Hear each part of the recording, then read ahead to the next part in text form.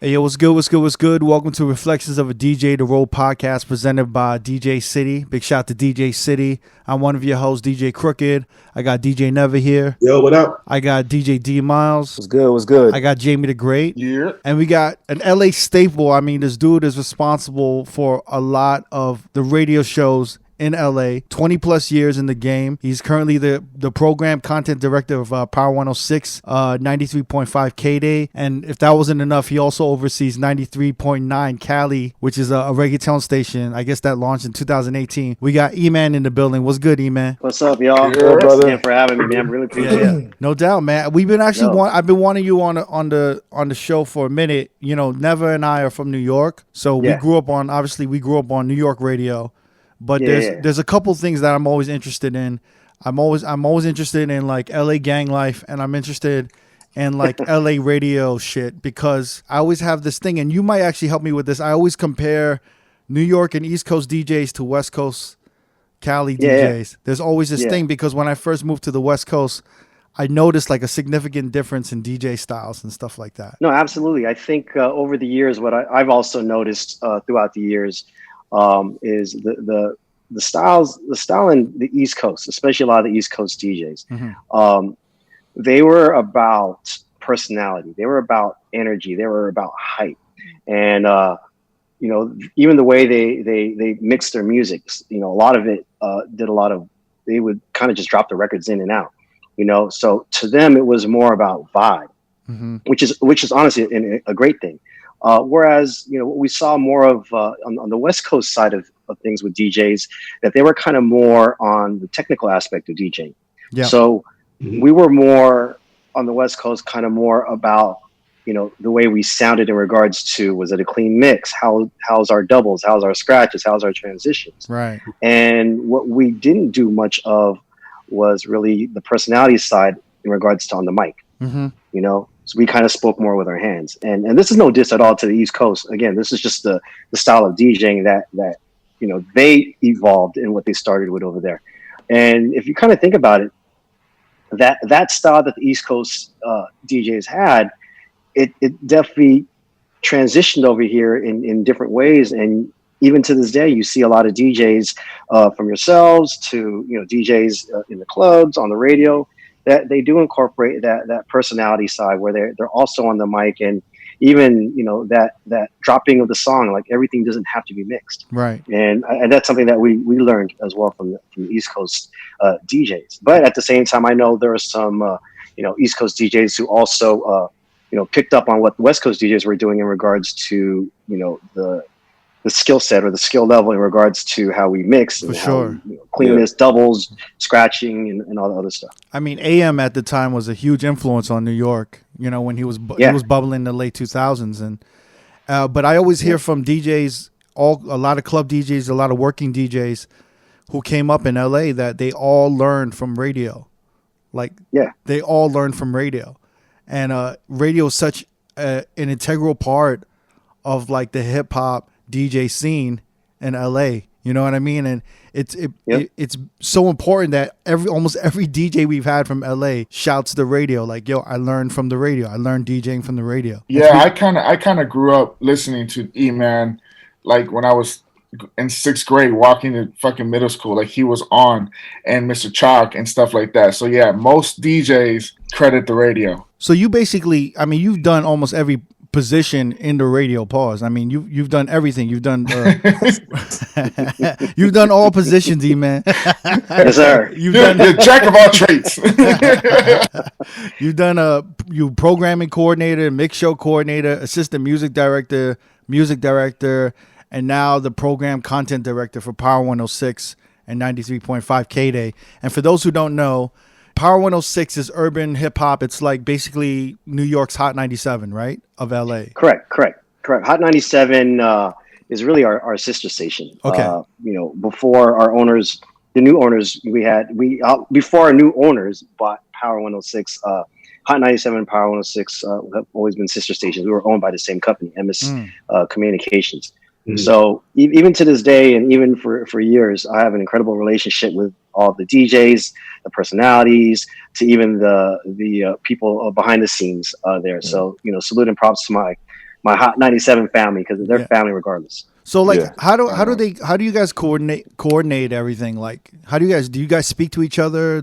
I mean, behind the scenes, I would have conversations with, some of the people there, especially the program director, PO, who I know very well. And even conversations I'd had in the past with, if it's, Ebro, who's obviously still on the air. Right. I know Nessa very well. She's a good friend, to even their music director now, TT, to, again, I know Flex, to, Rosenberg, to just the whole team out there, and even the mixers. And it's funny because even one of my staff currently came from, well, actually a couple of my staff now came from Hot 97. So again, there's a great relationship that we have. But to your question about music, and when we do link up or when we do talk, we always ask about what's hot in New York, they'll ask about what's hot in the West. So we definitely keep in touch when it comes to the music. But at the same time, we also see what's going on too. But you guys basically kind of keep to your cities, and basically it's do you feel like it's become more segregated, the music regionally? No, I think it's actually gotten more appreciated in regards to that. I think that the internet, social media, streaming has really helped that. Yeah. And it's made the transition of sounds a lot faster and a lot easier. Yeah. But yes, we'll hear about what's popping in the East Coast. We'll hear about what's hot in the West Coast. And again, like I've seen in the past in my radio experiences where, oh, that's only a New York record. Oh, that's LA record. Oh, the West Coast sound won't ever work in the East Coast, or vice versa. I mean, you see a lot of that now. Yeah. And again, I really think that it's because of streaming, the internet, social media, and to be honest with you, it's the people behind the scenes who appreciate the music and know that, regardless, these songs will have appeal to our audiences. So you're juggling the program content director for Power 106 and 93.5 K-Day. 93.5 K-Day is like, what is it, like a throwback hip hop and R&B station? Yeah, it's a classic hip hop station, and K-Day is really one of the original hip hop stations, not just in LA and really the country. They were first on an AM signal, KDAY 1580. And that's how I really started getting influenced by mixing and DJing on the radio. Salute to DJs like Julio G, Tony G, and the mix masters up there. They brought really the art of DJing to the radio. And then when you fast forward some years later, really what caught my ear of DJing on the radio was the Baker Boys, and the style and the sound that they were doing when it came to mixing. And that's what really motivated me to really take myself to the next level. And when I heard that stuff, I was like, hey, I really want to try to do the same thing. It took a demo mix that I made a 4-track mixtape that I made that I dropped off to the Baker Boys, and 90 minutes later, I get a page on a beeper from an 818 number. That goes to show how old I am. And it was a radio station, and it was the Baker Boys, Nick and Eric, and they liked what I did. They liked the mix, so they invited me that following Friday to do a guest set on Friday Night Flavors, which is their big hip hop radio show, hip hop radio mix show they had at night. And then from there, it kind of led to everything now. Yeah. What made you decide to drop off a demo? Because I feel like that's something now that'll probably never happen. Like, D Miles, that's a great question. And I've told the story a couple times, but really, the DJ scene in LA at the time was about crews. It was about cliques. And at one point, personally, I felt like that I was doing a lot of stuff DJing wise, and I felt like I just wasn't getting the credit for what I was doing. So I felt like I had to do something that was different. Yes, I'd be on a flyer with a lot of my DJ peers, but I felt like I just wasn't getting the props. I might be doing this mixtape, but I felt like I wasn't getting the props. So again, it's not even just about the acknowledgement. It was just more personally like, hey, I feel like I just got to do something to really take myself to the next level. Because I felt like that, again, it's not about just looking for all the attention and the props. I just felt like for personal fulfillment, I just felt like I just needed to find another way to be acknowledged for I felt like the talent and skills that I have. Again, that's what really motivated me to really bring that mixtape to the Baker Boys. And it wasn't mailing it in or anything. It was really just driving up to the radio station, dropping it off, and again, just making that effort to do that. Was Power still in Burbank at the time? Yeah, Power is still the exact same place where it's at now in Burbank. And at the time, I lived in the Long Beach, Orange County area, so it was about a good 15-minute. That was a good drive. It is. You gambled it. You're like, fuck it. That's funny that was a 50-minute drive back then. Now that's probably like an hour and a half drive. Oh, it's an hour and a half, yeah. But unfortunately, with the times now, it's only 30 minutes. Yeah. You know?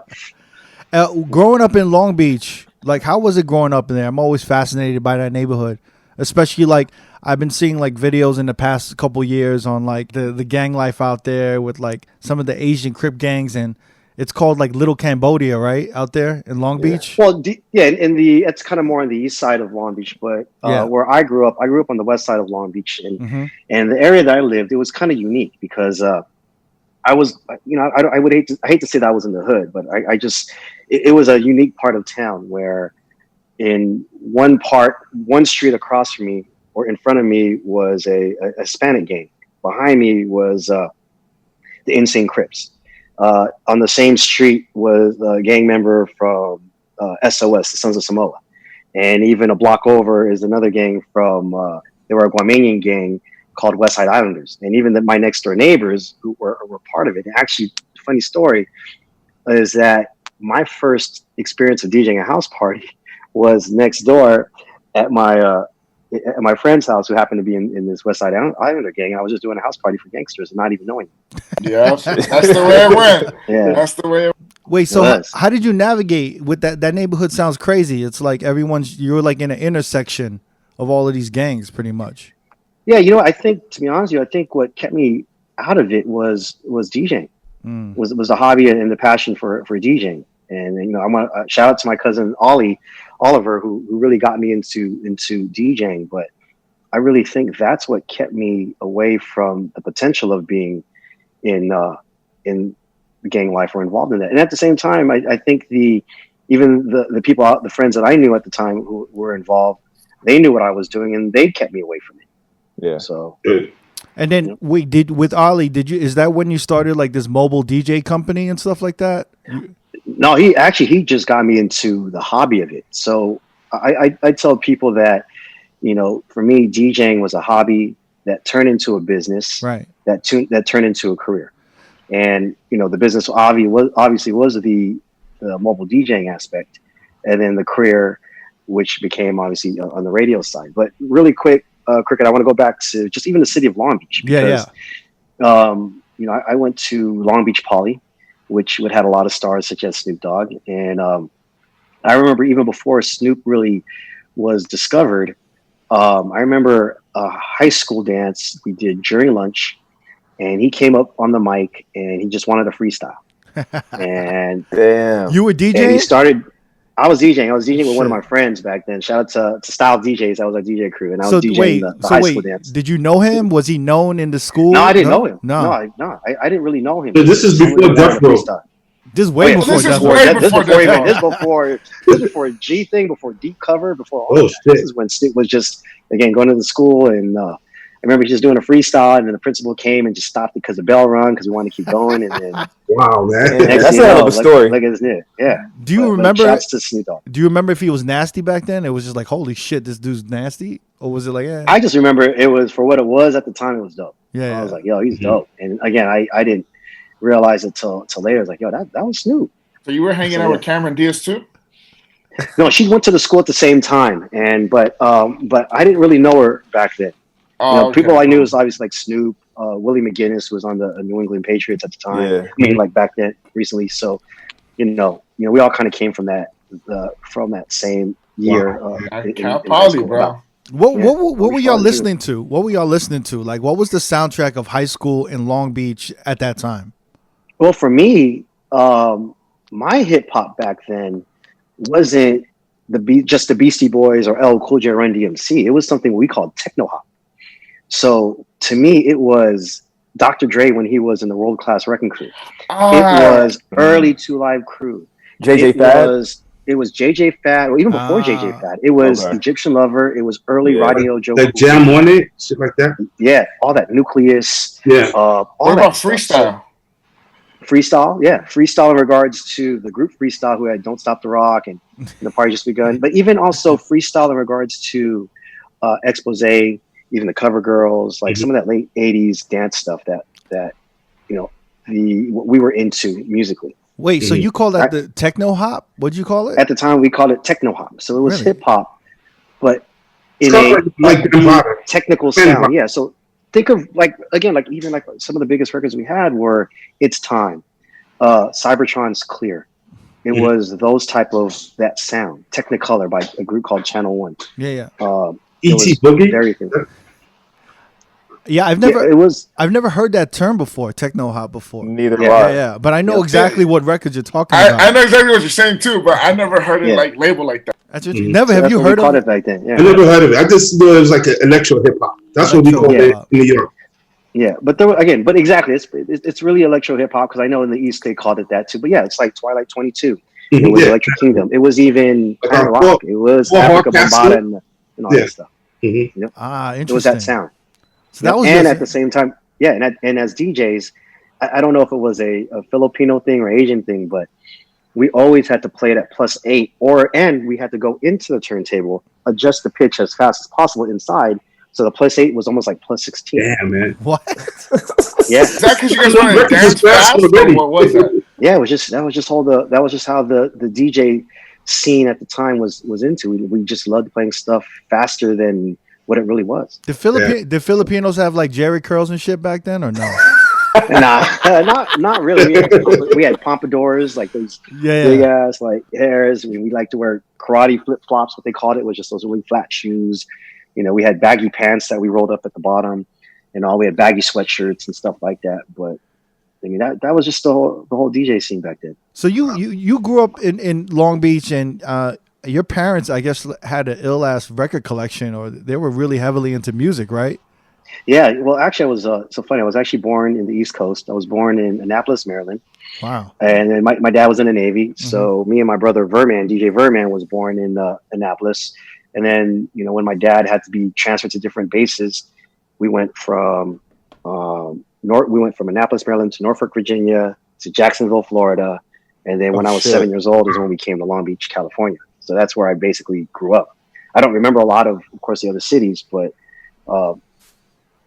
grew up in Long Beach, really. And my dad was the one who was collecting vinyl. He's the one who was buying everything from Elvis Presley to the Beatles to Casey and the Sunshine Band to all these other, vinyl. So he kind of had that collection. Yo, E-Man, did you ever go to that club that Lonzo and the Wrecking Class crew was running at that time, or you never got to? Yeah, is it the one that was in Long Beach? No, they had another. No, I haven't.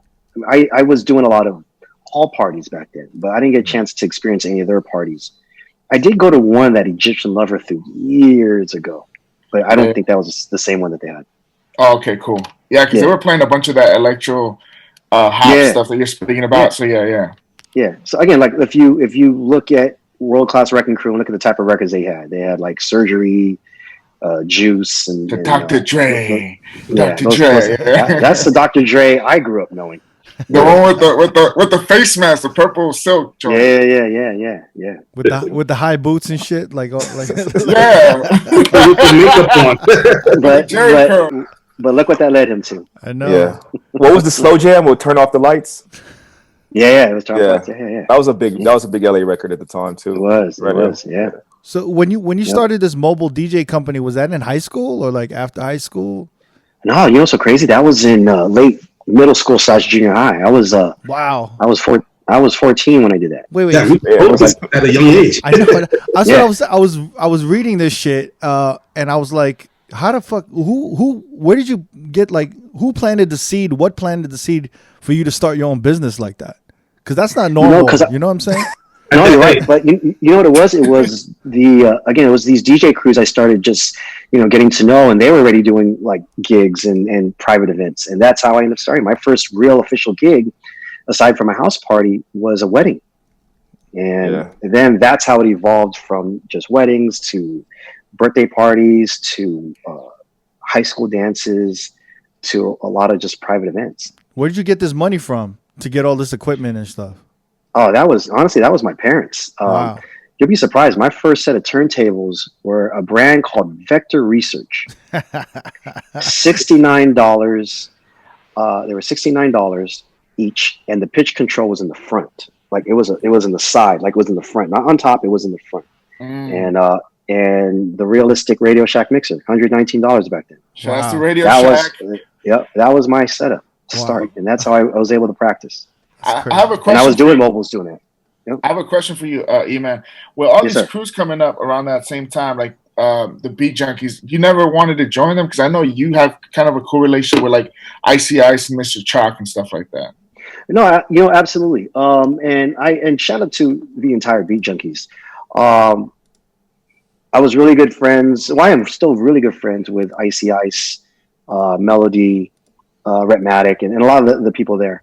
At the time, this is really what motivated me to get to really take myself to the next level.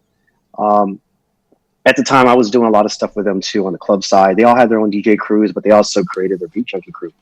And I remember I was doing the radio show with them that they had and various things. And Melody and Ice and Rhetmatic were the three that were fighting to get me into the crew. Mm-hmm. But there was some individuals in the crew that felt like that I wasn't ready for it. And even the different things I was doing from the club circuit and all that stuff. I mean, granted, I'm not the technical DJ like how a lot of them are. Mm-hmm. But I was kind of more known in this overall scene for just really the club rocking and the party rocking and really the way I executed my mixes, the cleanliness and kind of more the creativity. But when Mellow, Ice, and Rhett were fighting to get me in, there was some that were unsure about me, and I respected it. It was cool. They still all had me involved in everything they did, but at the same time, I couldn't officially say I was a beat junkie. Yeah, you didn't meet the criteria in a sense. Yeah, and I think that's what that really was one of the main things that motivated me to be like, well, you know what? If that's the case, let me see what I could do now to take myself to the next level. Yeah. And again, I have nothing but love for every single person in that crew. I mean, we're still friends. Again, like I'm really good friends with most of them, and I support them 100%. And again, I think if anything, that was just another way that maybe God or someone was telling me, hey, maybe this isn't for you. Maybe it's about just you shining on your own. Yeah. And again, this kind of also ties into a lot of the DJ crews. A lot of other crews were also asking me to be a part of their group as well and to be in it, but there was just something that was telling me maybe I shouldn't. Mm-hmm. But at the time, you were definitely like, "Fuck the Beat Junkies." The Beat Junkies suck. No, I wasn't that. I just honestly, I was probably just if anything, I was disappointed. And again, like a lot of them are friends. Yeah, I took it a little personally, but again, that's what really pushed me. And I think honestly, too, that really just kind of strengthened me as a person as well. That's great. Added more fuel to the fire, in a sense. Yeah. In a sense, yeah. So then, when you dropped off your mixtape, I did the guest set on Friday Night Flavors. And then from there, I kept in touch with the Baker Boys. I did a couple of guest spots here and there. And then they were really trying to push me to the music director at the time and the program director at the time. They were just telling them, hey, you got to try to bring this on. And I noticed that Power was trying to do more mix shows or more mixing. And they only had a few mixers besides the Baker Boys. All they had was DJ Henry, Tony B, and Richard Humpty Vision. Those are the only DJ they had. And they were trying to do more live mixing. And the Baker Boys were really trying to push me there. And then one day I get a call to do an on-air audition. And I did this on-air audition on Christmas Eve. And I remember just going up there. I believe it was 8 o'clock at night. Did the set for 2 hours, came back. My family was excited. I had a lot of my family at the house. And then on the day after Christmas, on the 26th, I get a call and they're saying, hey, can you come up here and meet with us, the team? So I met with the music director and the program director. And they're like, hey, we really like what you did. I mean, we're getting nothing but great feedback. We want to hire you. We're about to start a new show on Saturday nights at the top of the year called Big Boys Fatter Saturday Nights. We want to put you on that show with Big Boy. And I was like, oh yeah, hell yeah. I'm not going to say no. I say, let's do it. And that's really how I got to meet Big Boy and work with Big Boy. It started on the weekends. And then he had his night show as well. And he had a mix called the Mickey Ficky Mix. And at the time he was just rotating various DJs. And then that's when Big Boy and the program director said, hey, let's just give it to E-Man and see what he could do. And that's how I became Big Boy's DJ as a Mickey Ficky DJ. And I was doing it at nights. And then Big Boy got moved to afternoons. I went with him in afternoons. And at the same time, I was still doing morning guest sets with the Baker Boys. And then, a couple years later, the program director felt it was time to put Big Boy in mornings. So that's when I moved to mornings with Big Boy as well. Wow. So since then, and then from there, I've been rocking with Big Boy ever since. And again, shout out to Big Boy. I know that, business took him to follow a different direction, but to this day, we're still really good friends. And, just even our time together at Power led us to a lot of great experiences and things like that. Like that got me to my first true international DJing gig just with Big Boy. We did Japan, and next thing you know, we started doing tours, and I had a residency in Japan. Wow. At one point I was in Japan 9 to 10 times a year just to DJ. That's crazy. Wow. What year was that? Do you know? That was between 2000, sometime between 2002 and 2007, 2008. So you were kind of bringing crates of records to Japan, and then you moved to Serato pretty much, right? Correct. It wasn't until 2006 where I started bringing a laptop and got into Serato. Did you ever lose any crates going to Japan or no? No, but on some other places, I got my crates got delayed. Wow. And that's what I got scared about. And this is even because I was doing Hawaii. I didn't really do a lot of international, but I was doing a lot of Hawaii pre-Serato. And there was one time my crates didn't make a flight, and they said it's going to come on the next flight. But that flight got delayed, and it came at 1 a.m. My set was at 12:30. Oh, shit. So they said, we'll deliver it to your hotel. I was like, no, I'm going to wait for it right here at the baggage claim. And I ran right to my gig, did my gig at 1:30. And luckily, the clubs back then closed at 4 o'clock. Mm-hmm. So I made it really in time to do it. Oh my God. How many crates was you carrying with you at the time? About 2 to 3 bags or those metal crates. Yeah. Mm-hmm. Just because, and at the same time, I tried to bring as least as possible. And this was pre the baggage fees that they had. Mm-hmm. But we were still limited up to 2 or 3 check-in bags. I think it was 2 at the time. Yeah. Yeah. But I tried to study each market or know what was hot at the time before I would bring records. Mm-hmm. So you basically spun with Big Boy for like 15 plus years, right? Because he left. Yeah, for good. For about 20 years, almost 20 years. Almost 20 years because he left Power 106 in 2015? Correct. Around there?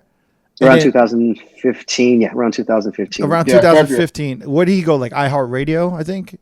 Yeah, he went to iHeartRadio. He went to a station that, at the time, on the radio wars, if you rewind back just a little bit, in New York, Hot 97 obviously was dominating as the hip-hop station. Right. And iHeart, they had Z100 and some other radio stations. They saw that hip hop was just taking over radio and making so much noise in the ratings, especially, and it was affecting their business. So they had to do something in New York to go up against Hot 97. That's how they created Power 105. Some years later, they saw that working in LA. Hip hop obviously was also massive, and there was no other platforms, radio wise, playing hip hop. All there was Kiss FM and the rock stations and all that, and Kiss couldn't go in that lane to play all this hip hop. So, and at the same time, the ratings for Power was dominating. So they felt they had to do something similar in New York and LA. And that's how they became, this station. And that's, they felt like, hey, if they could bring some talent like Big Boy over, it'll help obviously them. And again, it was, a business move. And they felt that, and for Big Boy, he felt like it was just, the best decision for him. So that's how they became Real 92.3. Was there an option for you to go with Big Boy, or? That's a great question, and some people ask that, and I haven't really spoke on it, but yes, they, at the same time, they felt that they wanted me to go as well, but if I would have went, I don't know if I would have had the same opportunities aside from DJing as what I'm doing now here at Power. Because at the time, I was the number 2 person at Power in regards to behind the scenes. Mm-hmm. So I was the music director and assistant program director. And, I had a lot of, say and whatnot, you call it, with a lot of things at the time. And who was the number 1 at the time? Was it Jimmy Steele? Was it Jimmy Steele? Yeah, Jimmy Steele was a VP of programming who had Power and Hot at the time. Who you also credited? You also credited him as one of your mentors, right? No, absolutely. I've learned a lot from him in regards to the science of radio. But did I have the opportunity to leave? I did. But I also felt like going there as a DJ would be a step up. Going there as a potential program director, as a music director, would have been a step backwards because I wouldn't have had the opportunities in regard to that level. So I felt like it was best for me to stay. So at that time, did you find it more valuable to focus on the programming and the content and running the station more than actually DJing? Yeah, I was still on the air, and that's when they brought on J. Cruz and the Cruz Show. Yeah, and I still stayed in mornings. And I know there was a couple people at the time who was part of Big Boy's show that also stayed, but there was also some that ended up going with him.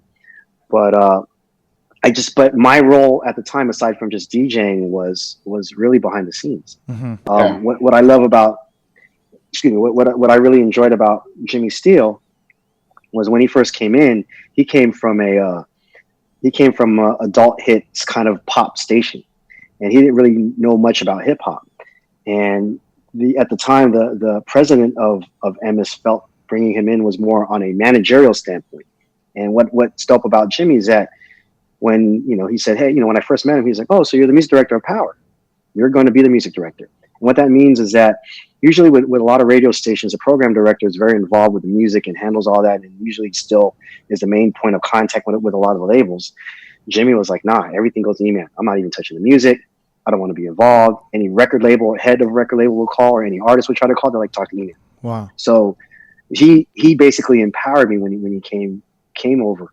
And again, through those years, he just continued to build me and kind of, I would say he kind of prepped me for what I'm doing now. That's interesting, because I was wondering, you have so much loyalty to Big Boy, right? Because you've been DJing with him for 20 plus years.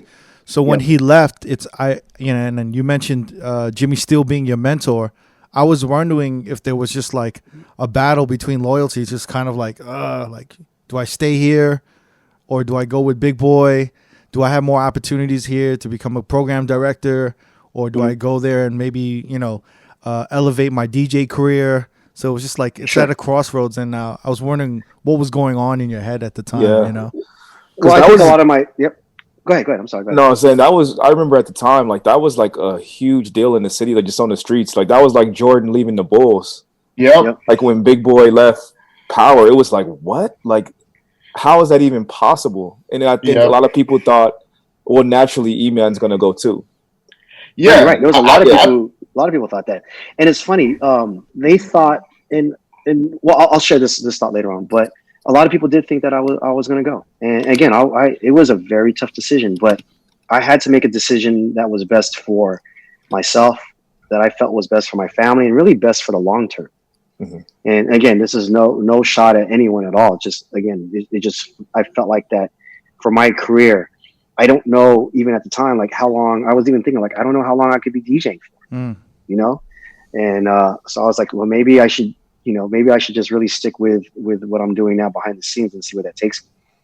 Yeah, because it was like the Beatles breaking up for LA, bro. Like people don't understand. Yeah. I grew up to this Mickey Ficky mix on the 20s since I was 10 to like all the way up to high school when I things changed for me. But it's crazy because the phone tabs, tattoo, getting the shag tattoo. It's a crazy time for radio where you guys were like the celebrities to us. Yeah, it was absolutely. It was like that was the soundtrack to me going to school every morning since I was a child up through high school. Was the Mickey Ficky mix, the phone taps, like Jamie said, like that was what I remember on my rides to school or taking the bus or whatever. Like that was my journey, was going to school, listening to Big Boy and emailing in the morning. Yeah. It's like you guys were my Mr. Rogers in the neighborhood. That was y'all. You know what? We were a great dynamic duo. We were like that Jazzy Jeff and the Fresh Prince, team. Yeah. Like, even when we came to rocking clubs, like it was always about, he was the MC, I was the DJ, wherever we went. If it was, locally, nationally to internationally, like we always had that chemistry and that vibe, especially on the radio. And I think that's just what it is. Like we got a chance to develop that. And one thing I'll give props on Big Boy, and people don't really know this or might not know this, but he's also a DJ. Mm-hmm. So he knows his skills. He knows what he listens out for. And again, for him to give me even agree to having me as part of his team back then, if it was on the Saturday nights to even his regular shows, again, like he knew it. And honestly, he continues to be one of my biggest, people who fight for me when it comes to DJing. Like I give him props because he always shouts me out as one of his favorite DJs. And I appreciate that. Did he start as like a security guard or something at the radio station or some shit? And he was, before that, he was a security guard for the group Farside. Oh, the Farside. Yeah. And at the same time, he was still DJing too, here and there, rocking parties and stuff. But it's also, he was doing some guest spots on Friday Night Flavors too, here and there with the Baker Boys. So interesting. Yeah. That's crazy. I didn't know that about the Farside. I know, it's nuts.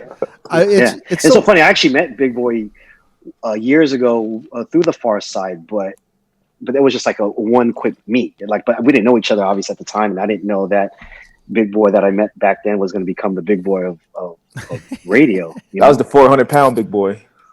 Yeah. Yo, and he was still 400, 500 pounds when I met him. Yo, before we move on, 400-pound Big Boy. Whose idea was to put him half-ass naked on those billboards back in the day? Oh, that's a combination of him and his team. And if anything, I think it was probably more his idea. But I know that marketing wise and the station, they wanted to do something, and Big Boy obviously they wanted to do something that would just create noise. Because I know they did some controversial ones in the past when they had the Baker Boys, and it always creates talk. And I think that's what they want to do. Yeah, for the people that don't know, they had like these big ass billboards of like Big Boy without a t-shirt and like a rubber ducky, and like all across the city. It was nuts. The one that made probably the biggest noise was there was these obsession billboards that were out with like a guy or a girl, or a guy just covered in a drape and that's it. Oh, the Calvin Klein cologne, right? Yeah, exactly. So Big Boy kind of copied that and did that thing where he was basically naked and he just had just a cover of it, towards his bottom area, and he's posing and stuff like that, and that's what created the probably the most noise. Yeah, it was nuts. It's so funny. I never heard of Big Boy before. Being from New York, I didn't know who Big Boy was until Deuce Bigelow using that. Oh yeah. Oh yeah. And I was like, yo, who the fuck is this big fat black dude? Then I saw, he's a radio personality. Yeah, but aside from, of course, the radio, again, me and him have built an incredible relationship. Aside from radio and all, so again, we've gone through a lot together, and if anything, I think me and him together, we've probably traveled the most together internationally. Oh, it's funny. It's funny you mentioned the radio wars, right? You said you were talking about the radio wars, and can you expand on that? Yeah. What is that? Well, it at the time it was really more business. There was some business rivalries in regards to at the end of the day, radio is a business, and what generates revenue for radio stations or radio companies is ratings. And at the time when hip hop was just totally exploding in a great way, again, there was only a few outlets. Power in LA was really the true outlet for hip hop. Just like at the time, New York Hot 97 was really the true outlet. Aside from maybe the occasional, songs that would cross over, there was really one place to get hip hop. And of course, there was no streaming platforms and any of that stuff at the time. Internet was around, but that's what was happening. Like ratings for our stations were just through the roof. And in order to get a piece of the pie, they had to do something that would also, take the competition down in regards to the ratings. because the higher the ratings you have, the more revenue you generate. So this was a specific time for LA, the radio wars? Yeah, honestly, for LA, it's always been there. Even when I got in, there was the rivalry between Power 106 and the Beat, 92.3 The Beat. Yeah. There was that rivalry back then. And then, Power over the years experienced some various rivalries. Aside from that, at one point, even K-Day was trying to come after them when K-Day came back on the FM dial. The reggaeton station, when that kind of came, that tried to go up against Power. Even other stations like even Kiss at one point and AMP, even though that we don't share music per se, they became also competitors because we shared a lot of audience. So the only time I remember any kind of radio wars, and I don't know if you remember this, was when Power 105 in New York, right, was going up against Hot 97. Yeah. But also back in the days in New York, it was the wars between like BLS, WBLS, yeah. Correct. And at the time, High 97 was just starting up. It was like between those three. Right. Basically, whenever a station tried to like BLS and Hot now are sister stations. Exactly. Yeah. Yeah, it's crazy. Yeah. But at the same time, the difference going back to the personalities, New York radio and New York DJs, they're outspoken. They will say whatever they want. They don't hold back. Whereas in LA, we tend to be a little bit more cautious because I don't know if it's just because we have the relationships or perception, but we were just more cautious of what we said. Mm-hmm. Because we never wanted to offend anyone. Don't you think that's Cali in general versus like New York in general? Yeah, well, definitely. I mean, this is our approach on shit. We just say shit, and then Cali is very like kind of like they're not very confrontational. Correct. No, no, you're right. Yeah, we're not. But they will fucking bang on a motherfucker with the quickness in Cali. That they will. They will. That is true. They will definitely do that, dude. You don't want to get into that. Yep. So wait, I was just saying, like, basically the only radio wars happen with like hip hop, right? Whenever a station wants to go into hip hop, a war starts. No, there's no. I don't think so. No, really? No, you know what? At the end of the day, look, for example, like I was wondering if like hip hop brought the shit out of it, like, yo, it's time to go to war on some hip hop. It goes back to it does. Back to the Howard Stern, like when Howard Stern used to be with Don Imus. Okay, yeah. That was like kind of a war between those two. Okay, yeah. Okay. No, you do see it. You do see it in other formats. They have different ways of how they create the rivalry. But I think with hip hop, it's just a little bit more out front in that, right? I remember even when Real came about, they had promos on the air saying, the power is now out and the power is over here now. Like they took shots. Yeah, they took some shots, boy. Yeah. But at the same time, I was telling my boss, it's like, we just got to continue to stay classy and stay focused. It's like, why, my mentality is, why create awareness and let people know about something else that's in the market that they might not even know about. Man, fuck that classy shit. Fuck that shit. I know. It just depends. It was nuts because they had like Big Boy's face and be like, same tenant, different neighborhood. And I was like, damn, the motherfuckers are just shooting shots at each other. No, they were. I mean, yeah, but we didn't do a lot of it at the time. And even a lot of people on my side wanted to do stuff, but no, they didn't. Y'all must have been real pissed though, right? Y'all must have been pissed though. Of course, I think there was. Again, I probably, if anything, I was probably the one who probably had the most, hardest time, just because of my personal connection with Big Boy, and also my personal connection with the radio station. So was Big Boy insulted, or did he feel some type of way when you didn't come with him? No, not at all. I think he totally understood, and he totally understood, and not at all. Oh wow! You guys had conversations and shit before all that. Absolutely, right? absolutely. Yeah, and none of us were blindsided. We always spoke. Were you being looked as a villain because you didn't go with Big Boy? Because you were kind of like the one that kind of just stayed behind. I probably was. And there's some people who had, and what's so crazy? I started seeing some of that in social media, and it was really more Twitter at the time. I was seeing more of it. Like people were just like, how come you didn't leave? That I was more the traitor and all this other stuff. I'm like, boy, what the hell? Was that industry people saying that, or like regular listeners? No. That was listeners. Wow. Because again, a lot of listeners don't know. They just know what they hear and what they see. Yeah. So again, I could say something on the radio that makes no sense or that's not true, and they'll believe it. You know. So again, it's just what they heard and saw. They just saw that, hey, that Big Boy left, and that it's Power's fault. You know what I'm saying? Mm-hmm. So again, that's just at the time, that's just what it was. So then J. Cruz took over, and you stayed in the mornings with J. Cruz in 2015, right?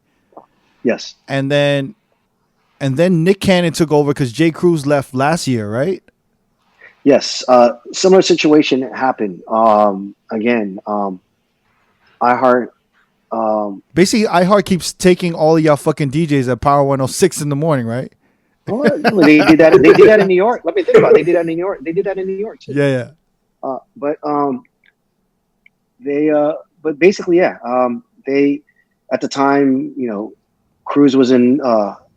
Cruz had morning show, and there was some business issues that were being handled, and at the time, iHeart came in and just said, hey, we want to give you an opportunity at their station. And again, at the end of the day, it's always business decisions, and it was tough, to be honest with you. They, when he left, or when that team left, I was the interim program director at the time, because Jimmy Steele left 2 months before that, and I was named the interim program director. I wasn't permanent yet. So you were number one, but you were number one. Yes, I was. You was the acting king, right? You were meant some respect at that time. Yeah, the captain now. I remember. Look at me. I remember the day very well, though. I remember I had to fly out of town. This was the day after Nipsey's funeral. Shit! I flew back out of town, and they were like, "Yo, yeah, we gotta holler at you." And I didn't think much of it. I was like, "Okay, cool." I land at 12 noon. I was coming from Miami from meetings, and so I landed at noon. I should be back at the station by 1-ish or so. And then from there, they sat down and we kind of spoke, and they just kind of broke it to me. And they just said it was just their time to go. And, there was no love lost or anything. Again, it was a business decision they felt they had to do. And that's what happened. And then, of course, I got put into a unique situation where it's like, okay, I don't have a morning show. Now I got to figure out what I'm going to do.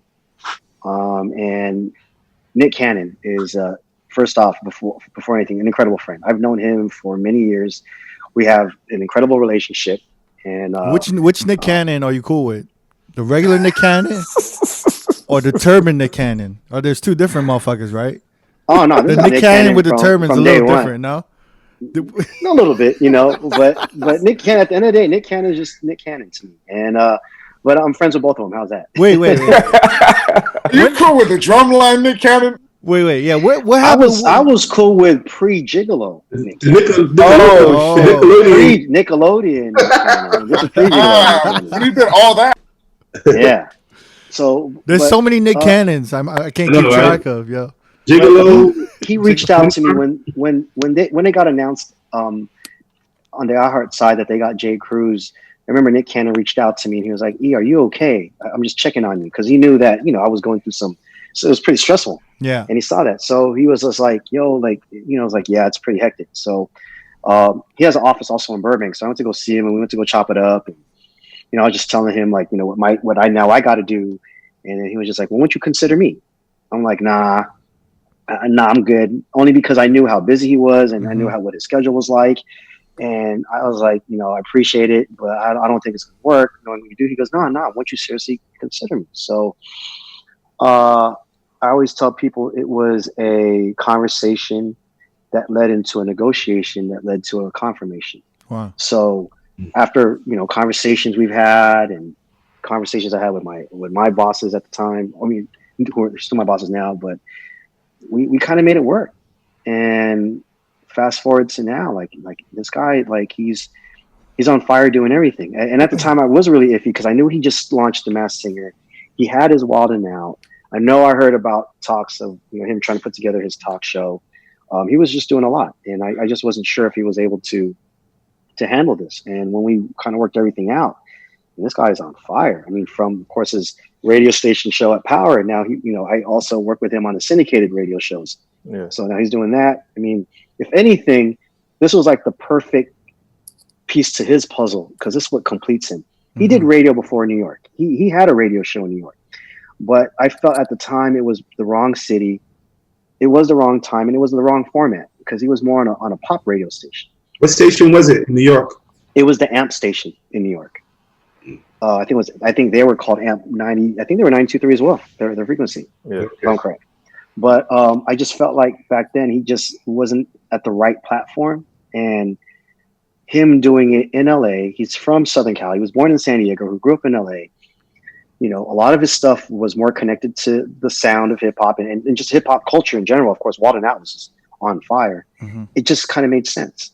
And once we put it all together and it happened, you know, it's a continued working process. But this guy's on fire, and you know, props to Nick, not just as a friend, but just for him as a business person. Again, like I said, this completes his whole puzzle. What he's doing, TV host now, host of probably one of the biggest, you know, reality game shows right now with The Masked Singer. He has the biggest, you know, comedy sketch show on TV with Wild 'N Out, urban comedy sketch show from what he says. And I read an article not that long ago that's worth $500 million now. That whole Wild 'N Out. Wow. And then again, just having the radio aspect, like this totally completes it. I remember hearing before Cruz accepted the morning show that he was even considered back then. Was that true? Like after Big Boy left, he was considered for the morning show? I mean, there was some talk, but I don't know, because I wasn't as involved on the programming aspect. In regards to that decision. I was just more focused on the two things at the time when Big Boy left. I was asked, of course, still focus on the music of the station and just focus on still doing the show.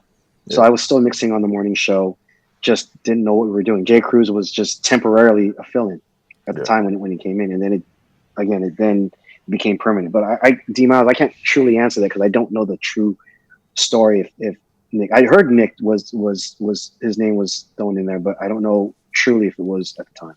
Yeah. Do you think your relationship with him was kind of like the last straw for him to like say, let's go ahead and do it? Like that kind of helped? For Nick? Yeah. I think so. I think that had a lot to do with it, to be honest with you. And again, Nick is a genuinely good guy, and you know I don't want. I hope this doesn't sound weird or anything, but I don't think he would be doing this if I wasn't there. I don't think. I think it's the conversation, and you know, he told me, he's like, look, if you're there, I got you. Let's make this work. Yeah.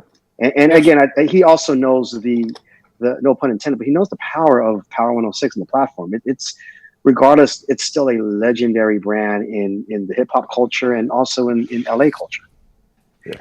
It's funny because right before he joined the morning show at Power 106, he was doing a podcast, and I think he was kind of going viral with these interviews with like Dame Dash, remember? And they were talking about. I think he still does. Are you talking about the Cannon's Class one? Yeah, Cannon's Class, and it was just just going viral because he was asking Dame Dash about Aaliyah, and I remember it was like some crazy shit. And R. Kelly, yeah, and then so like we were like, oh shit, he's gonna like do like this kind of like edgy podcast hip hop shit, and then I guess a few months later, you know, he was doing the morning show. I'm like, oh, that makes sense. Like, it kind of aligns well though. Is the morning show, as far as the programming director, is that what takes like the most attention? No, absolutely. In terrestrial radio, which we call terrestrial radio, morning shows tend to be the biggest show to kick off really not just the day, but it's where a lot of the main stars are on the stations. Like you have, of course, Big Boy at Real, you have Ryan Seacrest on Kiss FM, you have Nick Cannon on Power 106, and even local stars like you have like Woody. I mean, he was obviously big on the alternative rock. You know, he has up morning shows, but and there's other ones too locally here. But mornings tend to be that biggest stage. Afternoons is the second one on the radio. And afternoons, like because of the highest concentration of listening and people in their cars. Like LA is so much of a commuter town, and a lot of our listening comes from in the car. Right. And those are the times where people are mostly in the cars. Right now on Power 106, you got Nick Cannon, you got Felly Fel, you got Charisma, and then you have the liftoff with the LA Leakers, so, Just Incredible and Sour Milk, right? Yes. So you have Nick Cannon. He has two co-hosts, and he has DJ Charisma as his DJ. Mm-hmm. And then I have Brianna, who's newer to the team. She's our midday host. And then you have Felly Fel in the afternoons, and then you have the Leakers. You have Justin and Milk at kind of late night. Yeah, like 7 p.m. to midnight. And do they have the most freedom, the Leakers, for the liftoff show? Freedom in regards to breaking more newer music, yes. But we have features that we do that showcase a lot of it. We have something what we call the new at 2. Every day at 2 p.m. where at 2 o'clock it's Felly Fel and Brianna, where they play 2 hot new songs in prime time, back to back. Yeah. We have, obviously our mix shows that we have throughout the day, highlight some of the new music. And then we have a new at night show, which is 2 hours of nothing but new music, not rotation or anything. It's nothing but 2 hours of straight music. And that's hosted by Just Incredible. So recently, I've been noticing the LA Leakers more on my social media. Maybe it's because I follow Just Incredible and Sour Milk, but I've been noticing. Friends? I don't know. But for the first time, and I could be wrong, and please correct me if I'm wrong, but maybe in the last few years, I've been noticing like rappers looking forward to being on the Leakers show and freestyling, and it used to kind of be. They used to be kind of something that happened maybe more in New York. Like on Hot 97 with Flex, and then it really started be kind of coming a thing in LA on Power 106. Well, in the past, even when I started, they've had freestyle things. This is before Justin. Right. There was always, features or segments that had freestyling, and even the Baker Boys had the roll call, and they had people that would come up and do some freestyles, or they would do they would some battle people as well. Even Big Boy, who's an incredible freestyler, he would freestyle off the top at times. But with the Leakers, that really was at the time just trying to find more content for digital, because we started seeing digital become a more important factor in that complemented what you do on air. So our thing was like on air and online. And online obviously meant anything on YouTube or social media and all that. So that's when they started with their, doing these little freestyles. And then that just led to many things. The one that really elevated the freestyle feature that they have was the one with Belly. Mm-hmm. And Belly, again, we knew Belly, as the artist and what he was doing as a writer, but people at the time didn't maybe take Belly seriously because of his connection with The Weeknd and the whole EXO camp. Right. But that freestyle alone really showcased his true talents. And it also showcased what the freestyle feature that the Leakers had was about. Right. Because their goal, also for the Leakers was to show, there'll be artists that you don't think are freestylers who can. And that thing just elevated to, a whole nother level when you have people like Jay-Z and Eminem and Diddy and so many artists now referring to them as, as that feature as one of the top freestyle sessions or content. And it was always either now Leakers, what Flex is doing in New York. And again, it gives the opportunity for people to see who they are aside from, just rapping. Because, as hip hop especially has evolved in so many sounds. And the sound of hip hop today, some people might not be taking it seriously. They don't take some of these artists seriously. Mm-hmm.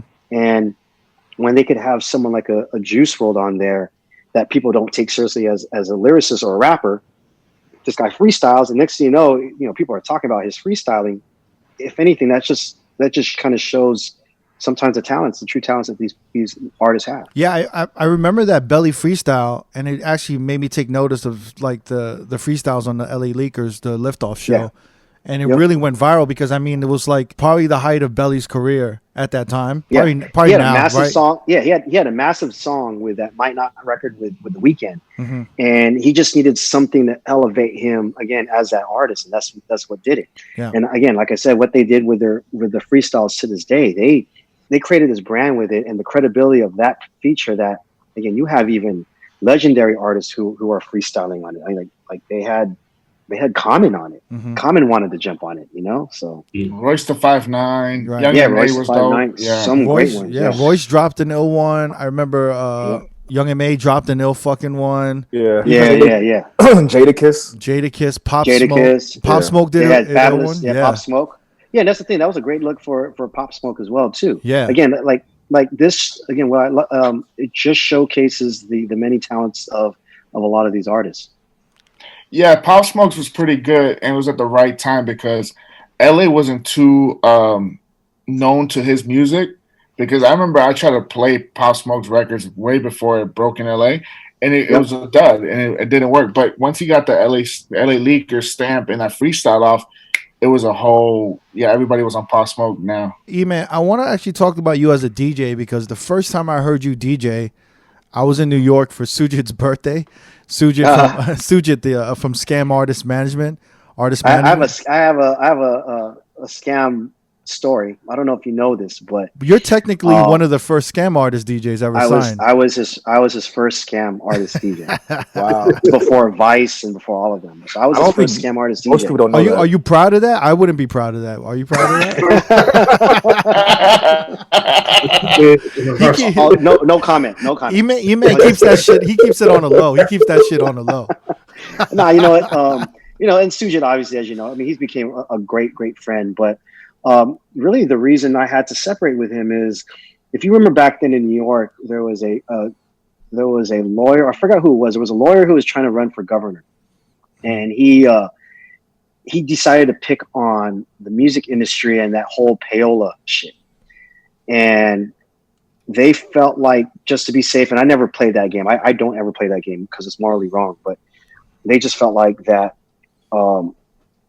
Because at the time Sujit was involved with a record company as well, and he was also managing my gigs, they just felt like that it might be considered a conflict of interest. So it was either I had to, relinquish my music duties and just be a DJ on air and be managed by Sujit, or stay as a music director, but I would have to let him go as my manager. So, we both understood, and even on his end too, like there was some, they felt like that it was a conflict of interest, even though we were doing obviously everything the right way. Mm-hmm. So that's why we parted ways. I remember I was in New York. It was his birthday. His annual big event birthdays where everyone flies in. And I think it was at Tao Restaurant. It was like I think that was my first year of Scam. My first dinner, Sujit's dinner. But I remember that. And I remember, obviously hanging with the homies. We're all having dinner at Tao, and the music was just so fucking good. Everybody thought it was a CD or tape playing because it was like flawless. It was flawless, and it was like it was classics. It was like Rising to the Top. It was like Mary Jane. But then it was going into like hip hop and like 90s shit and like playing like Helter Skelter.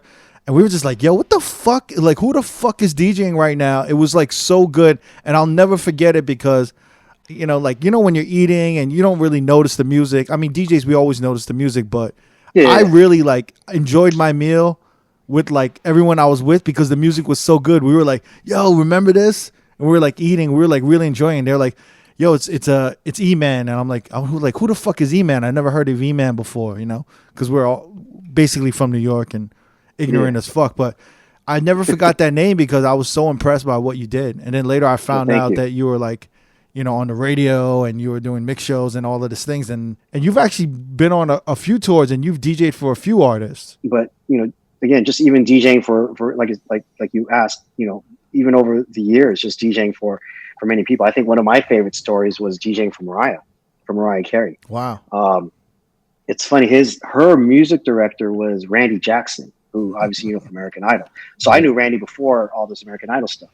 But there was one time when Mariah, and I developed a great relationship with her as well. But she wanted to take me on tour for her Emancipation of Mimi tour. Wow. And I couldn't go because I was on the radio every day.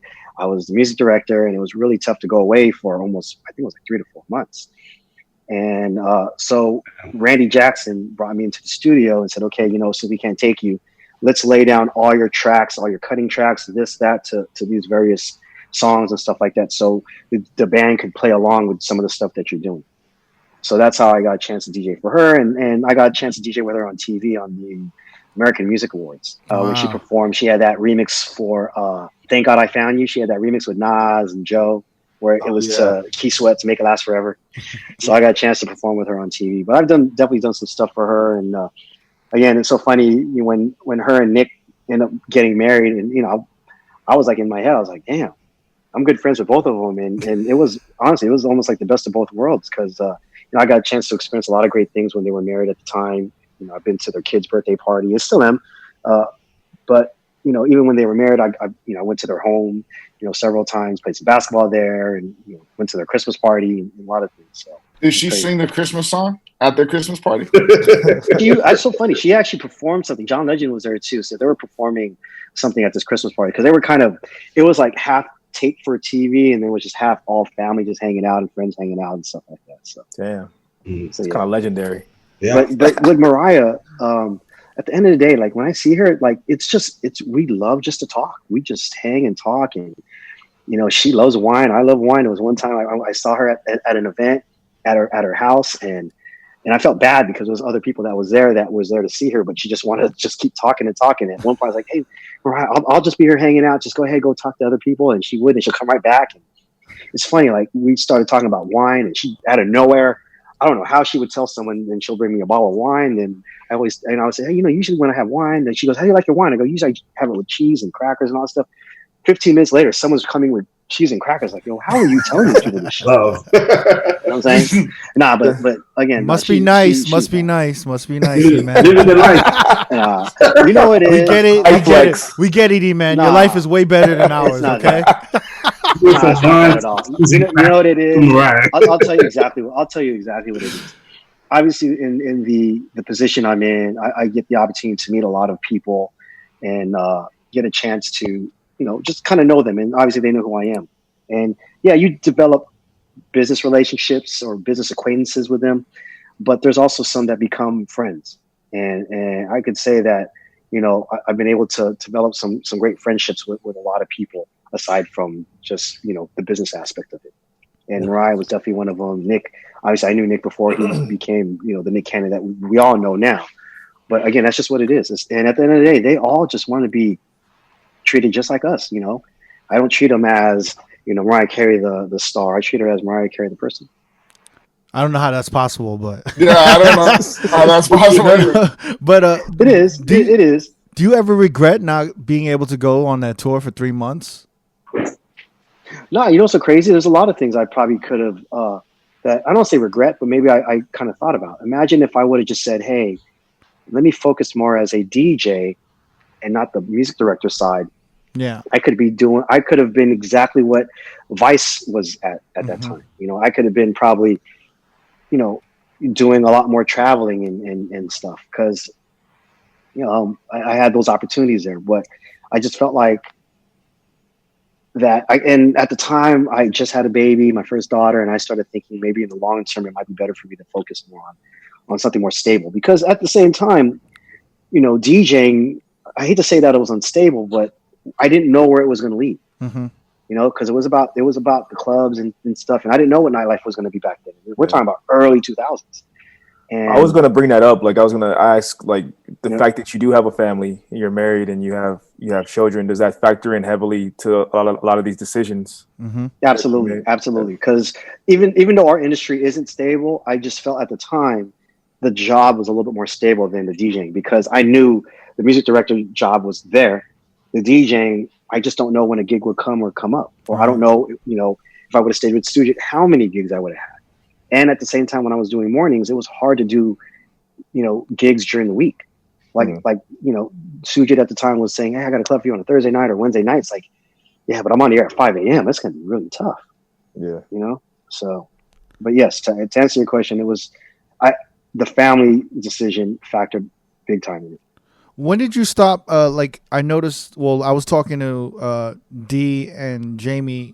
Like, when did you start backing off from doing the mix shows in the morning, every morning? When Nick Cannon came on, and they were already offering me the position, and honestly, when I took the position in the interim, I did step down from DJing in regards to on air. When you took the position for the program content director of when I got named interim, when Jimmy still left, the standing I already king. took myself. Yeah, I kind of stepped down, and I had DJ Fuse take over mornings in the interim until something was permanent. And then obviously Jay Cruz left, Nick Cannon came in. I kicked it off with him for a couple of weeks. And then when they were going to offer me the job, that's when I said, you know what? I had 2 stations, plus I knew about the 3rd station that was going to come about. I knew it was going to be very tough to do any kind of mixing on air, especially in mornings, because the hours I had, even when I wasn't on the air, I was at the station more than 12 hours a day. What are you? Imagine if I had to mix in the mornings. Can you explain your job, like program content director for Power 106, 93.5 K-Day, and now Reggaeton Station, 93.9 Cali? Like, what does this entail? You wake up at what time? You go home at what time? What do you have to monitor? What do you oversee? Who are you firing? Who are you? Well, I will tell you that, I have, and I did this count not that long ago. This is like prior to all the COVID shit. I oversee 58 people. And that is everyone from mix show DJs, on-air personalities, to the board operators, to my behind-the-scenes internal staff for the 2 to 3 stations. So those are the people that I had to, that really reported to me. And that's a lot, because what I'm really doing now is managing them, and I'm helping them shine. And again, each person feels like they need their time and attention as well from me. And I just felt like that my motto was just, let me put my people in front of me before me. So I had to make that decision and said, in order to give you my full time, I definitely have to take off from the mixing and DJing for a while. And I do think that's the DJing element's gonna come back little by little. Once I finally started getting my groove, and especially with times now, I'm looking to at least getting back on the air once a week. But you're also still doing nightclubs, right? Because I know you was doing you had a monthly residency at Light. Yeah, the shout out to the whole Light team and stuff. I was in Vegas at least once a month. I had the residency with Trey at Dre's, and Light. I had they were bringing me back once a month as well. And then I had other opportunities to do other stuff, but it was my choice to be like, it's probably time for me to just slow it down. And let me just focus on some of the gigs I can do. Really, obviously over the weekends, but I just had to kind of choose my gigs kind of wisely. So, and I really slowed down the local stuff, because the local stuff was during the week. It was impossible to give that time. Did you still enjoy doing nightclubs? Love it, especially internationally. My last big gigs before we all had to shut down was when I DJed in Thailand and the Philippines. That was right at the end of the year. Yeah. And I love DJing internationally. To me, that's what I look forward to, because obviously, DJing in Japan, and that was even when internet wasn't crazy like that, or MP3s and all that stuff.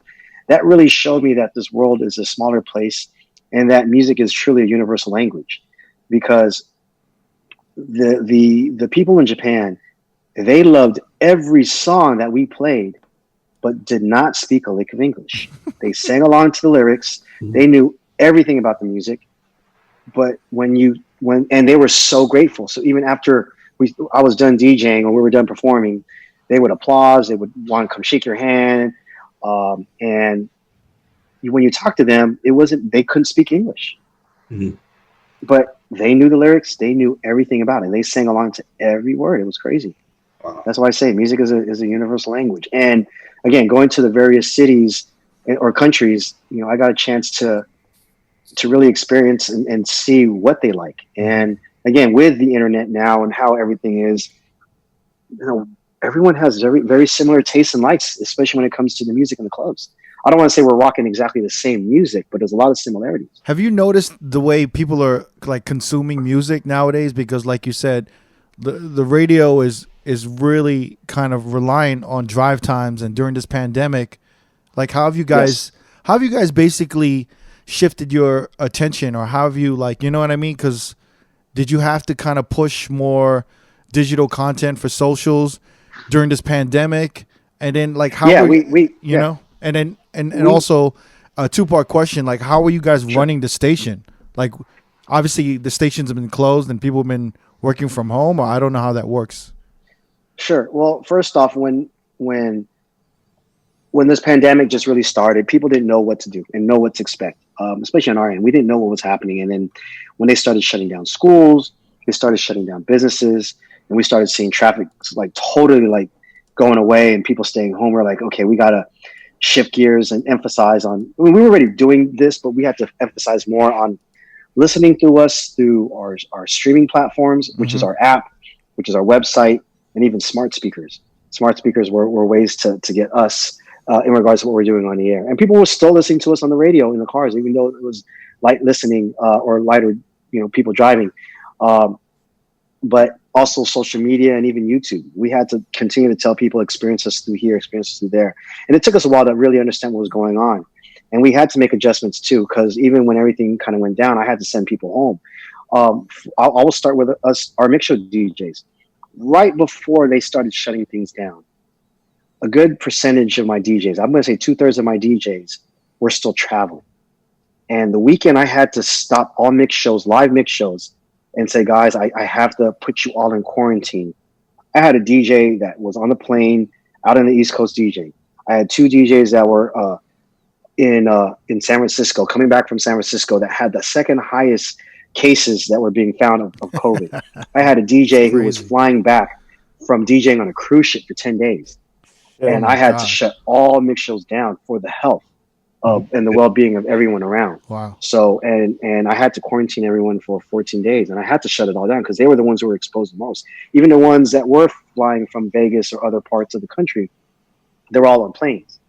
And they were coming from areas too, like I said, that we saw that the cases were high. So unfortunately, I had to shut that down. And even with my personalities that are on the air now, they all had to send breaks in first, or they had to broadcast from their homes.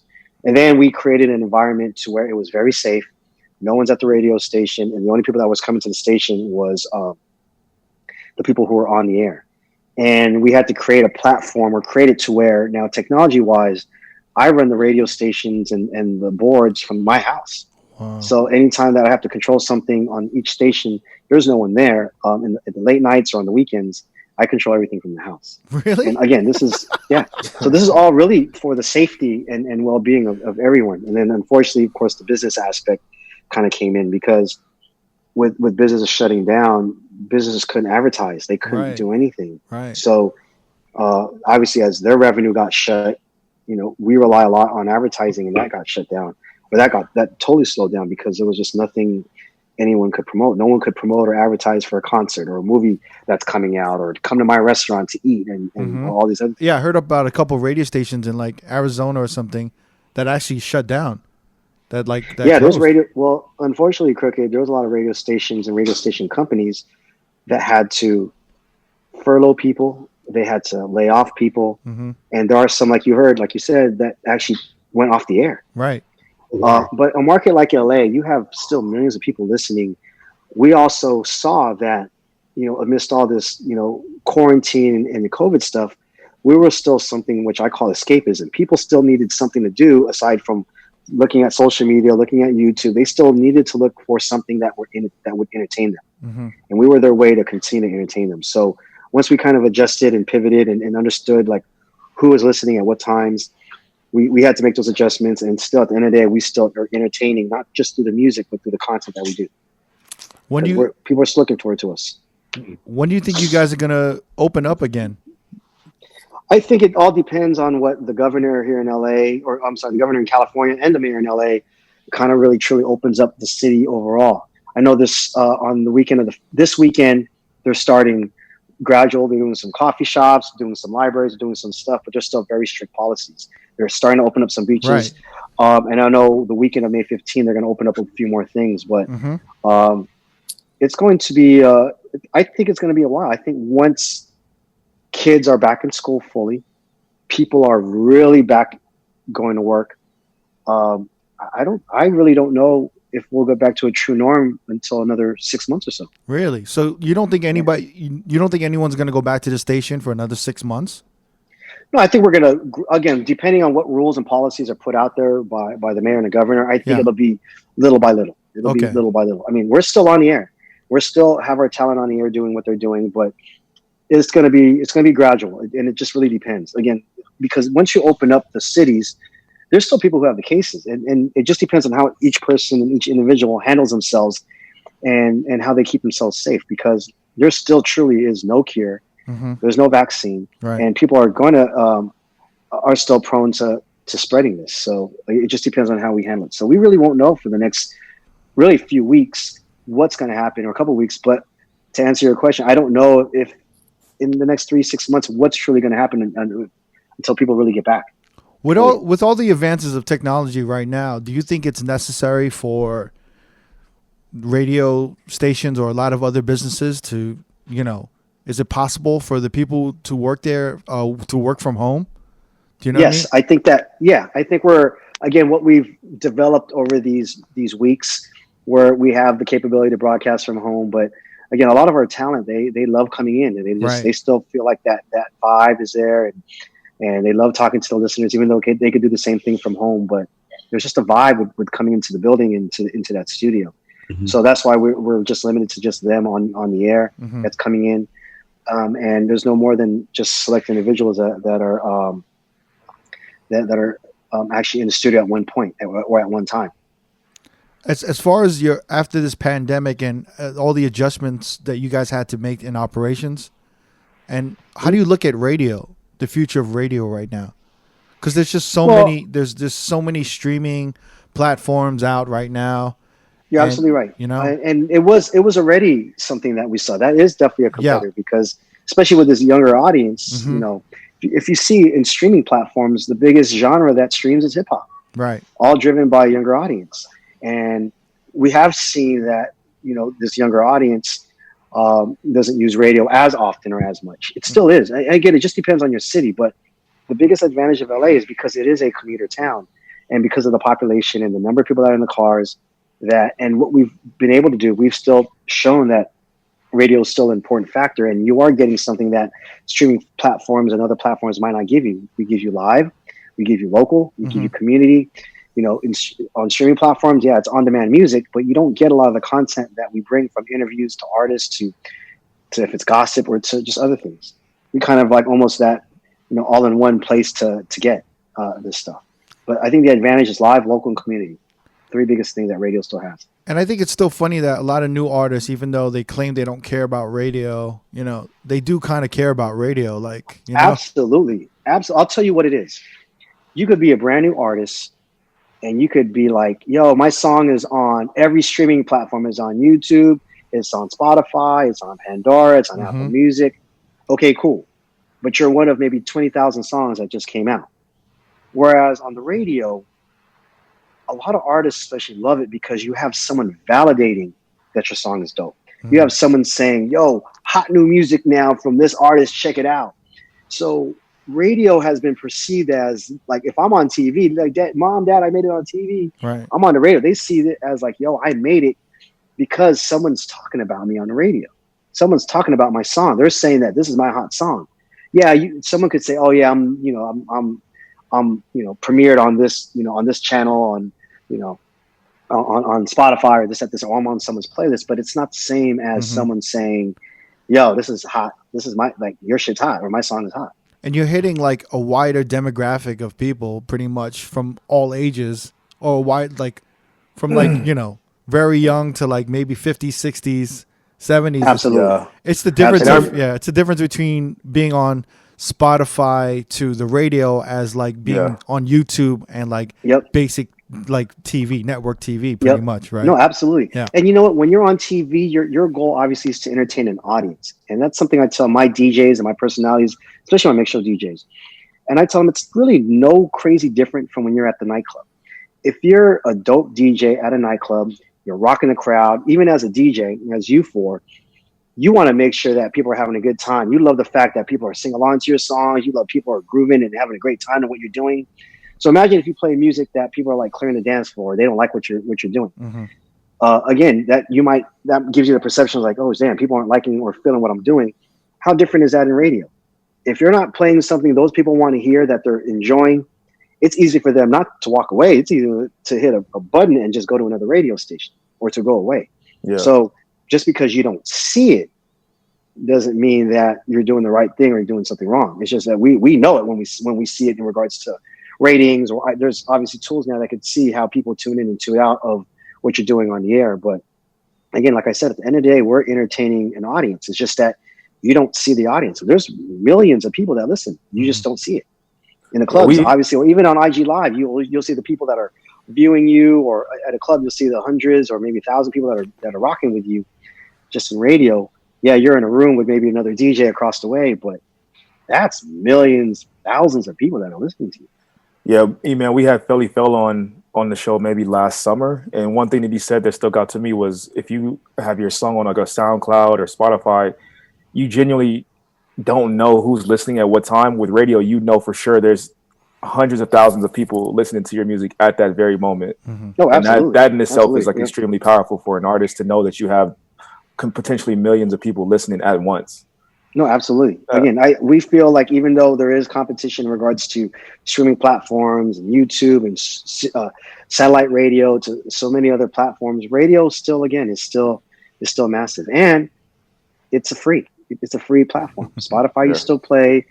Satellite, you still pay. I mean, I know it's not like that currently, but it's still a free platform. So I kind of have a bone to pick with Power 106 a little bit. I want to talk about. Sure.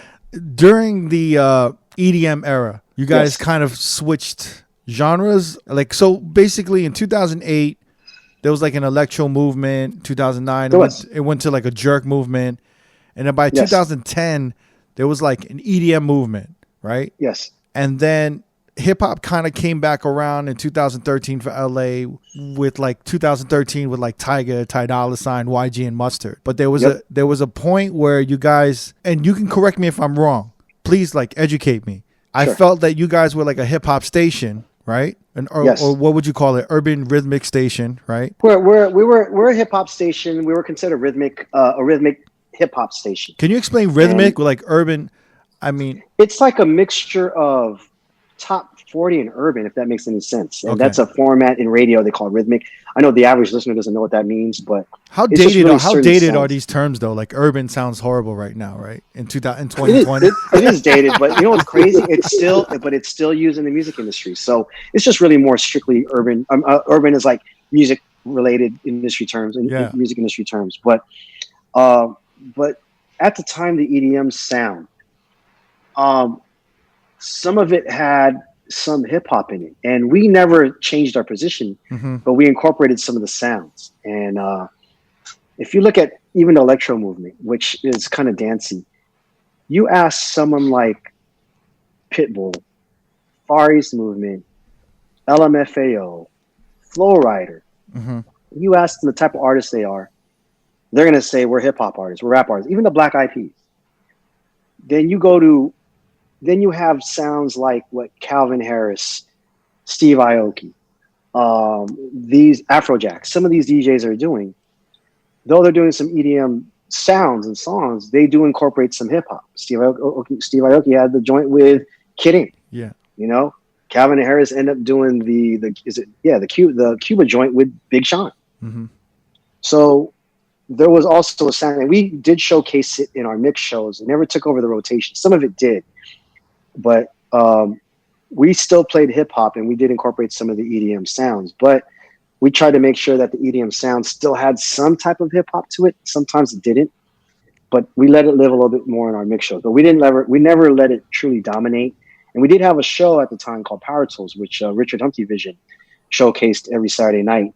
Nothing but not just EDM, but just house music, dance music. So you guys were still playing hip hop. You just added it. Correct. We added EDM. Yeah.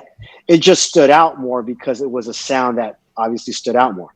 Yeah. You know, you might be playing something from Calvin Harris, but and then again, we also saw like, you know, Calvin Harris doing songs with Rihanna, doing songs with Neo, doing songs with some of our artists as well, who are kind of more the R&B pop leaning artists.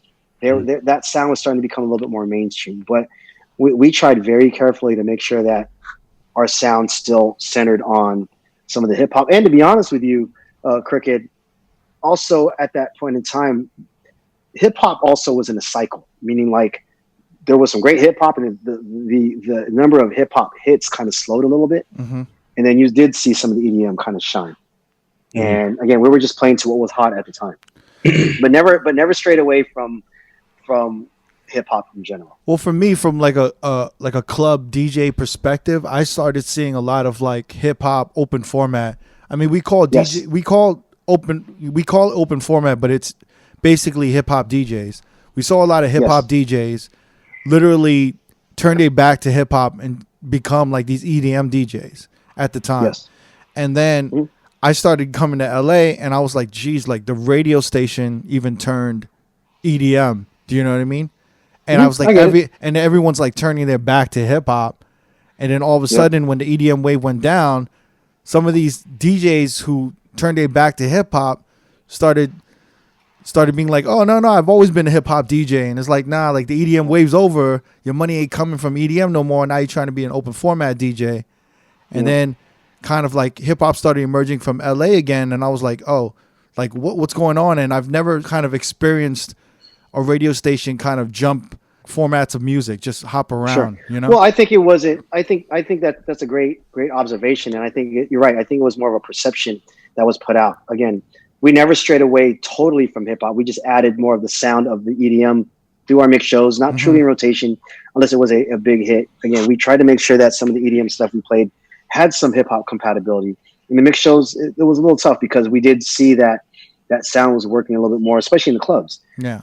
And we were very cautious and we were trying to calculate what we were doing. But at the same time, you also had artists, again, like I said, even to Diplo and Major Lazer and, you know, to Steve and some of these artists who incorporated hip hop. And then you had someone like Calvin Harris, who later down the road didn't even do an EDM album. His album was more hip hop sounding, even had pop artists on there, but it was more funkier hip hop appealing. Did you notice that the music started getting, like we talked about this a little bit, but do you see that the music is just getting more segregated a little bit? Where there isn't that fine line of pop anymore? Where like a little bit, yes. Where a pop song couldn't cross over to a hip hop as much. You know what I mean? It just depends. I mean, if there's anything that's a little current, and I hate to say it because I think this is still truly some kind of hip hop rap record, but like the Doja Cat record, the Say So record, that really took off more on the pop tip. And people were saying, even though she had the Juicy record with Tyga, and that was definitely more hip hop sounding, the Say So record was, when you listen to it, it's kind of really more of a pop record, what people define as pop now. But it kind of worked its way backwards, and then she had this remix that came out with Nicki Minaj, which made it a little more hip hop friendly. But again, it just really depends on the song, and it just depends on the sound. Ariana Grande, I remember, you know, when she first came out, you know, her song that took off was the record with Mac Miller, The Way, which really had more hip hop sounds, and her sound wasn't really pop yet. It was just kind of more hip hop appeal because she had Mac Miller. Then her next single was the one with Big Sean, and you know, they both had samples, you know, so. And then she kind of elevated and got to that thing. I think what's happening is Justin Bieber, I think, was a great example of, you know, his most current album, you know, people call it R&B because it was more R&B influence. Now, it took a while for him to cross backwards because he came out straight pop. And, you know, obviously he wanted to have that appeal on the hip hop tip from, you know, cats or listeners or audiences that were more fans of hip hop and R&B. So he tried very hard to you know, make sounds like that. And it took a while, but he I guess you could say there was definitely some appeal now from this audience. Don't you think it's a little harder to like, cause I for like these pop artists, or I would say like a Justin Bieber or Justin Timberlake, you know, I feel like they were always R&B, but they were just pop artists because of their notoriety and fame. But nowadays we wouldn't even consider them R&B at all. Like the hip hop or the R&B community wouldn't even accept their music nowadays because it's so segregated. Like 20 years ago, we would have been more receptive. We would have been like, oh shit, they're trying to do hip hop or they're trying to do R&B and shit. We would have been like, cool, that's popping. But nowadays it could be a great song, but we're like, yeah, we're not accepting that. We don't want to hear that. No, you're right. But I think that's why I still feel collaborations are very important because that still gives validity and it kind of stamps them and gives credibility in regards to some of the songs. Like again, with Justin's current album, you know, he has, you know, Post Malone, Travis Scott on there. You know, the song that's taken off right now is with Quavo. So, you know, I still think that having that association helps in a sense. But again, their perception and how they look, they're still pop, and they're always going to be that way. But at the end of the day, it's still about the music. Is the music or the song going to have appeal to the audience? So, what I've noticed too is over the years, we've now we're in eras where it's about just having hot songs, not having hot artists. You know, one song could pop and that's it. Two songs could pop and that's it. It's hard now to, and this is no shot at any of the record labels, but the record labels, they're relying now on just what's a hot song that's streaming like crazy that I'm going to sign, or what's the one that's getting the most views that's going to bring, you know, this much streams. You know, I don't think the developing the next artist is there anymore. It's, you have to kind of develop yourself. And I think that's the entire game. I think that's also for us as DJs, even for up and coming DJs. It's like, you know, I'm not saying that we're all getting undercut by all these other DJs, but they're trying to hustle now to find ways to make their names for themselves. So with you guys in a pandemic right now, right? With all of us in a pandemic, everyone's pretty much working from home. You guys are known to have artists in and out of the radio station. Are you guys navigating any type of artist relations right now or not really? Absolutely. So funny you mentioned that. What was dope about Power, just even right before the COVID stuff, there was almost an artist every day in the building. You could have been an established artist or an up and coming. There was always some kind of artist that was here at the radio station. With the pandemic and the quarantines, we had to figure out ways, and it took a couple of weeks for a lot of people to figure out how can we continue to have quality interviews that doesn't sound like they're on the phone. And just this, you know, this podcast that we're doing now with you guys, we were able to develop that with Nick. So we're doing a term that I heard recently called Zoom interviews. We're doing a lot of interviews via Zoom, or we're doing a lot of interviews via IG Live. So we're finding ways to connect with artists and our audiences through these platforms and putting it on the air and putting it online. So, and again, it's interesting that with Nick, for example, the quality of artists too and celebrities we've been able to get a lot easier because of quarantine. A lot more artists and celebrities are more open to doing it. And yeah, of course, Nick's name is a big plus because they're sitting with Nick. But again, just once we perfected how these Zoom interviews work, the number of celebrities wanting to do the interviews have been crazy. I was going to ask, like, during this time, do you find it a little more difficult to break new music? You know, usually you have like a request line. You have the artists come in and offer new music for you guys to play. You guys have mixer meetings that you guys discuss new music. And in those mixer meetings, you decide what to put in the mix shows on the radio. You don't have those options in those outlets right now. So it's a little tougher to break new music and get good feedback of new music. A lot of it right now, well, yeah, it has, because we've had to make some adjustments. You know, I'm still obviously, you know, making the final decision on the music and how we play and what we play. But I still talk to my teams on the phone. And I'll also, you know, I talk a lot with the record labels and the record companies, and again, just doing a lot of research on our end to see what works. And again, if we're looking at streaming to see if that's helping, you know, kind of see what's hot right now. Like if Tuesday Side is the #1 streaming record in the country or even in LA, that kind of shows like, hey, this might probably be our biggest testing record for the radio.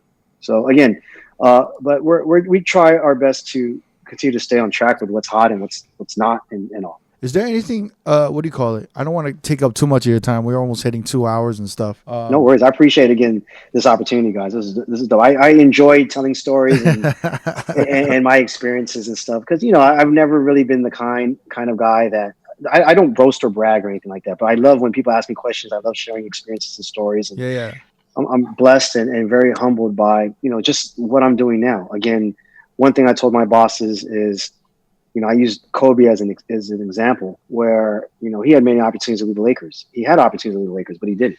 And I'm hoping I could be the Kobe for Power, where, you know, I finish off my career here at Power. That's amazing. That's a great analogy. Yeah. Yo, one more thing before we leave, E-Man. I found out, like, what was like the tension or what happened between you and Chingy? That's a great question. Is there one more story? You know, wait, Chingy right there, Chingy right there. Chingy right there. There were. My overall goal point with him is, and I'll start off with this, and then I'll tell you the story. You should always treat someone the same. It doesn't matter who they are. You shouldn't treat anyone different. Doesn't matter if they're a fan, a listener, a programmer, a record exec. Always treat someone the same. So years ago, he did an interview at Power, and it was like, "E-man, what's up?" Blah blah blah. Shook hands, hug, and I said, "Hey." So the next day, we coincidentally had a show. I was DJing a show in Albuquerque. He was performing it with Ice Cube was also on the show and all this other stuff, and we all coincidentally happened to be on the same flight.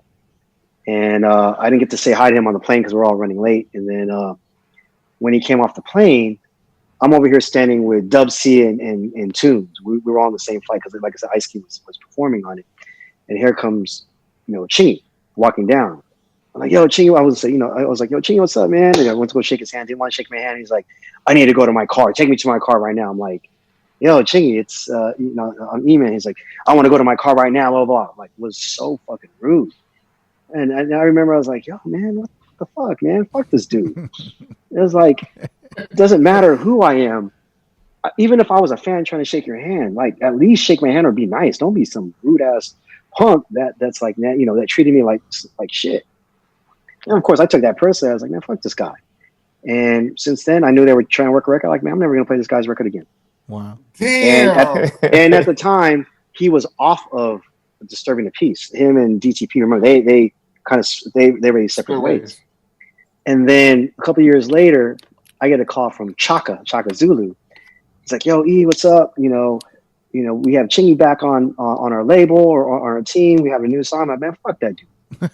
He's like, "What do you mean?" I told him the story, and I'm like he was like, "Yo, we got to fix this shit." I was like, "Nah, man, I'm good. Damn. And then later on, Ludacris calls me.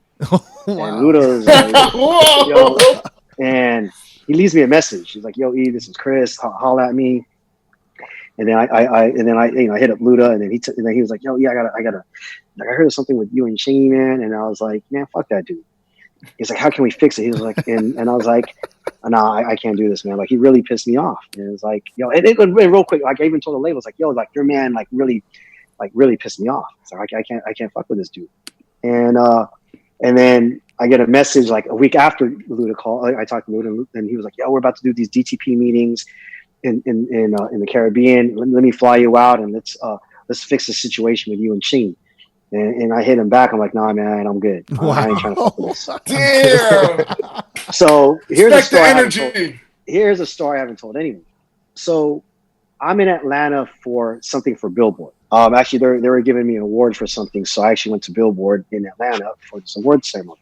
And Chaka knew I was coming out, so Chaka was like, "Yo, E, come by the DTP offices, man. We would love for you to, we want to see you and come see the offices." So I go to his office. A few minutes later, guess who walks in? Chingy. And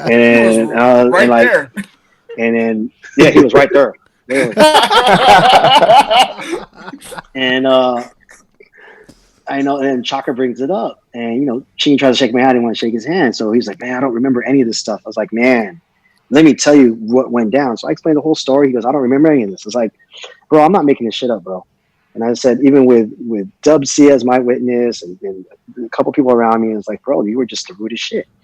And my point is that, like, I'll shake your hand and all, but my point is that you can't treat anyone differently, because, again, you don't know who you will piss off. You could be pissing off.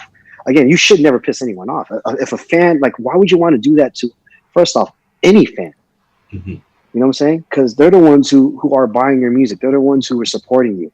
And to piss someone off like that, again, you'll never know who that person could be.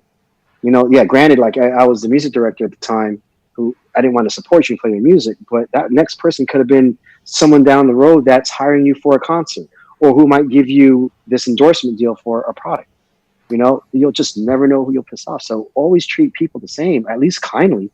Yeah. You know what I'm saying? Just show respect to people. Don't treat disrespectfully. So then after that, we were cool. And then, to be honest with you, I just felt like, I'm cool. Like, I didn't, to be honest, I didn't think it was genuine from him. Mm-hmm. So that's how I was just like, man, forget this guy. So Chaka, Ludacris, they're my peoples. They're always gonna be my peoples. But with Chingy, that's why I was just like, I didn't feel like it was genuine. So Chingy got no spins in LA. Not since then. I'm not, again, like, he's continuing to do who he does. I'm never going to go out in public and just, hate on the guy. But, that's just me. Just like, what do you call it? I remember, too, another story where, remember the Outlaws, a group called the Outlaws. Yeah. I remember I went to a Tamia listening party. And this was years ago. And I don't know if he was just drunk. And I was out.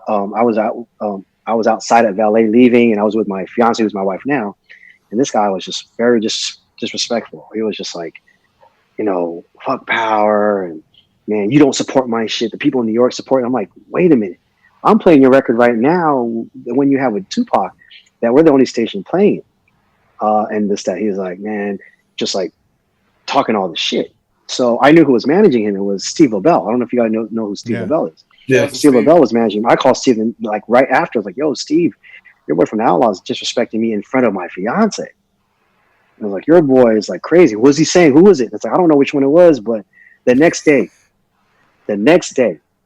Steve LaBelle shows up with all 3 members of the Outlaws. He's like, E-Man, which guy is it? I go, it's that guy right there. And he goes, no, I didn't do that to you, blah, blah, blah. I was like, yes, you did. Yo, what? I apologize and everything. And, Steve is my boy. So I said, okay, cool. But and I said, like, yo, you cannot disrespect people like that.